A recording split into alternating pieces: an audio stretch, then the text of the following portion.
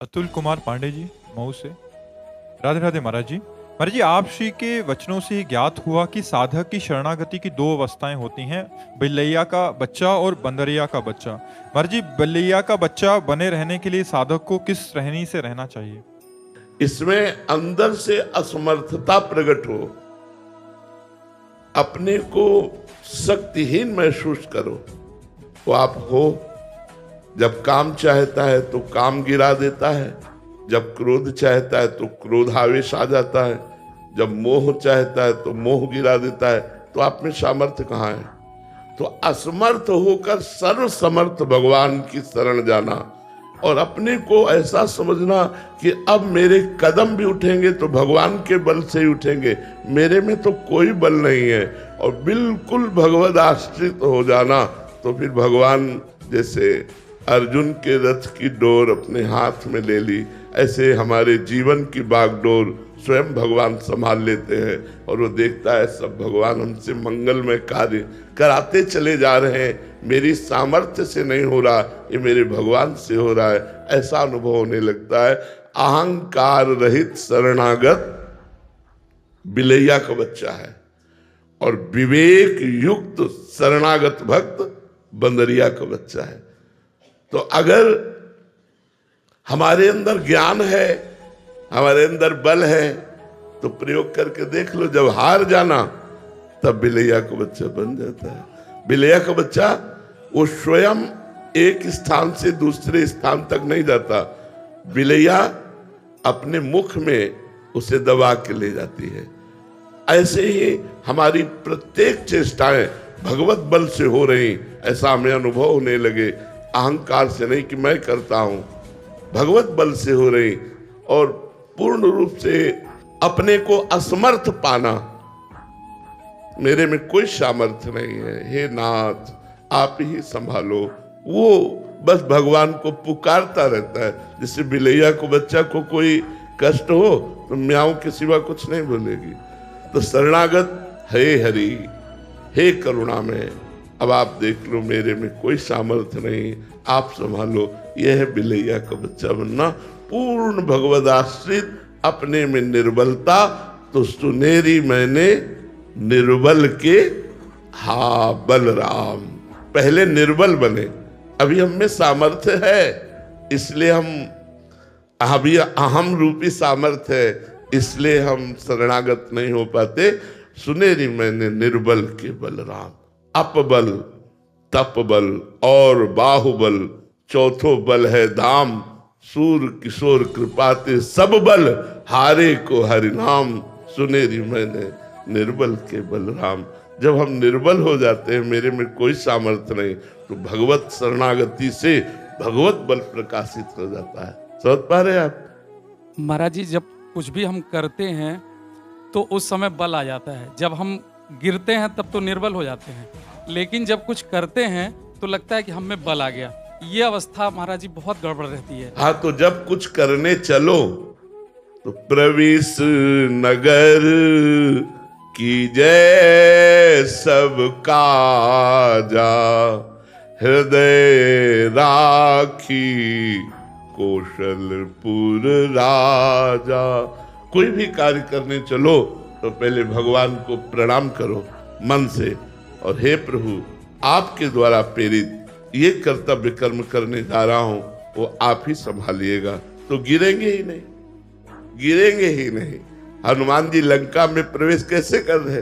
भगवान को हृदय में रख करके फिर लंका में प्रवेश कर रहे। हम कोई भी कार्य अपने घर से निकले तो पहले भगवान का ध्यान करें, फिर कदम बाहर निकाले। नाम जप करते हुए, भगवान का स्मरण करते हुए जब हम कोई कार्य करते हैं तो फिर माया या विघ्न हमें परास्त नहीं कर पाते, हम हारते नहीं। भगवान का जहां बल है तहां विजय ही विजय है। इसलिए हम भगवान के चरणों का आश्रय लेकर नाम जप करते हुए जो भी कार्य करें उसमें भगवान की कृपा बल को देखते हुए करें।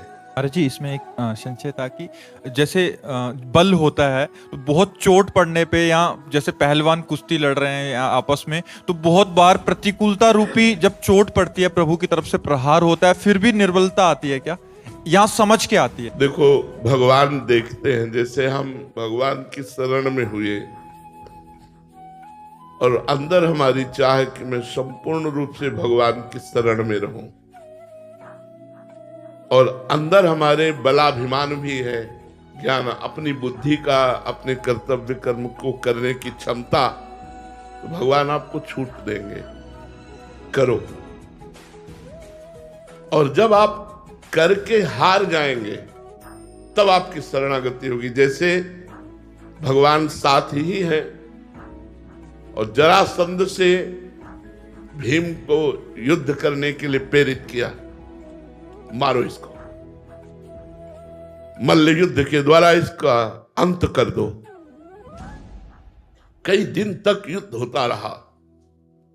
भीम वायुपुत्र, भगवान वायुदेव के पुत्र हैं, हनुमान जी के भ्राता है, तो बल में कोई कमी नहीं, और वो वरदानी जरासंध कोई साधारण नहीं, 20,000 राजाओं को तो कैद किए था भैरों की बलि देने के लिए। 20,000 राजाओं को भगवान से भीम जी ने कहा इशारे से कि प्रभु, जरासंध की मार से अब मेरा रग रग टूट रहा है, मेरी वश नहीं कि मैं इसे मार सकूं। भगवान ने कहा प्रयास करके देखो, आप निराश मत हो। आखिरी दिन कहा, लड़ते लड़ते धीरे से हाथ से इशारा किया कि प्रभु, मेरी बल की शक्ति खत्म हो गई, जरासंध मेरे द्वारा नहीं मारा जा सकता।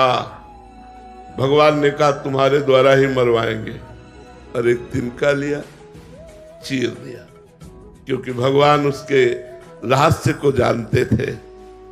भगवान उसके जन्म रहस्य को जानते थे कि जरा नाम की एक राक्षसी ने इसको जीवन दान दिया। इसके जो पिता थे वो राजा ही थे, उनकी कोई संतान नहीं होती थी। उन्होंने एक ऋषि को प्रसन्न किया, तो ऋषि ने एक फल दिया और कहा अपनी रानी को खिला देना, इससे संतान उत्पन्न होगी। रानियां 2 थी, उन्होंने फल दिया और कहा इसके पाने से गर्भवती हो जाओगी। अब बुद्धि काम नहीं की, दोनों ने फल को आधा आधा काट लिया और दोनों ने पा लिया, दोनों गर्भवती हो गई, और जब दोनों के बच्चा हुआ तो आधा आधा हुआ। आधा आधा देख करके उनको बहुत शोक हुआ और फेंकवा दिया। जरा नाम की महान तपस्विनी थी, राक्षसिन, लेकिन आकाशचारी, सिद्धों की समस्त सिद्धियां और महान तपस्विनी। उसने देखा कि 2 बालक की इस तरह के 100, उसने कहा जियो जियो जियो। वो सिद्ध तपस्विनी जे ही ऐसे किया, दोनों जुड़ गए और बच्चा रोने लगा। उसको पता था। महाराज के पास गई और कहा ये आपकी संतान।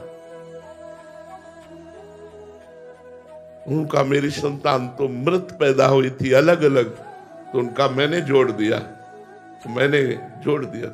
संधि माने होता है जोड़ना। तो जरा नाम की राक्षसी, उसने संधि किया, इसलिए नाम रखा गया जरासंध। तो भगवान उस रास्ते को जानते थे, भगवान ने उसको चीर दिया, एक तिनके को, और ऐसे फेंका। भीम को भगवान ने अब बल दिया, उठा के पटक दिया और तिनके की तरह चीर कर फेंक दिया। फिर भी वो जुड़ गया के भीम ने कहा प्रभु, तो प्रभु ने फिर उल्टा फेंका, तो दोनों शांत हो गए। तो जब भीम हार गए तब भगवान ने अपना बल दिया। जैसे भगवान रघुनाथ जी श्री रामचंद्र जी की शरण में जब सुग्रीव जी आए, तो भगवान ने कहा जाओ ललकारो जा करके। सुग्रीव ने ललकारा, बाली बहुत बलवान, भागा सुग्रीव प्राण बचा के, और भगवान से कहा मेरे में बिल्कुल बल नहीं है, मार डालता वो मुझको उसके सामने मेरी सामने। और आप कह रहे थे कि मैं रक्षा करूंगा, रक्षा क्यों नहीं किया? तो भगवान वास्तविक तो यही बात सुनने के लिए रक्षा नहीं किया कि मेरे में कोई सामर्थ्य नहीं, मैं हार चुका। भगवान ने कहा तुम दोनों भाई एक जैसे हो, इसलिए पहचान में थोड़ी चूक हो गई, इसलिए लो ये माला मेरी पहनो। मानो संपूर्ण बल भगवान ने दे दिया। अब जाके युद्ध किया, बाली थकित हो गया सुग्रीव की चोट से, क्योंकि सुग्रीव भगवत बल से बलवान हो रहा है। इतने में भगवान ने छिप करके बाण संधान किया, सीधे छाती पे लगा। और रघुनाथ जी के अंतिम समय उसके दर्शन और संभाषण प्राप्त हुए। अहो भाग्य, भगवान तब अपना बल देते हैं जब जीव अपना बल हार जाता है। हारे को हरि नाम, हार जाता है। महाराज जी, आपके जीवन में भी जब आपने बताया कि अचल बिहार में थे तो साधन का आप हम जैसों के लिए प्रेरणादायक एक वो कि साधन का बल था, तो फिर महाराज जी एक समय ऐसा आया कि जब किडनी का ऐसा प्रतिकूलता आई भगवान की तरफ से प्रेरित होके, तब महाराज जी वो जीवन में वो जागृत हुई शरणागति। तो महाराज जी ऐसा ही क्या हाँ, आपके जीवन बिल्कुल बिल्कुल बिल्कुल। भगवान ऐसी परिस्थिति देते हैं जिससे शुद्ध शरणागति होती है। वो बुद्धि से नहीं होती, वो परिस्थिति से होती है। जीव को ऐसी परिस्थिति जब सामने आती है कि कोई सहयोगी नहीं, स्वयं कुछ कर सकता नहीं, तब आर्त भाव से पुकारता है। जैसे द्रौपदी जी को 5 पतियों का सहारा, भीष्म जी का सहारा, अपनी भुजा का सहारा, फिर अपने दांत का सहारा। जब देखा आप कुछ नहीं, तब असली शरणागति प्रकट हुई। गोविंद द्वारिका वासी, भगवान वस्त्र के रूप में द्रौपदी जी के उसी समय प्रकट हो गए। महाराज जी बच्चा भी वही बनाएंगे। हाँ, बिल्कुल बिल्कुल बिल्कुल। शुद्ध शरणागति भी भगवान ही हमें देंगे, भगवान ही हमें शुद्ध शरणागत बनाएंगे। हम तो केवल ऐसे हैं, ऐसे है। असमर्थ निर्बल सब वही करेंगे, सारा काम उन्हीं का है। बिल्कुल, असलियत समझ में भगवान के द्वारा ही आएगी कि मेरे में कोई सामर्थ्य नहीं।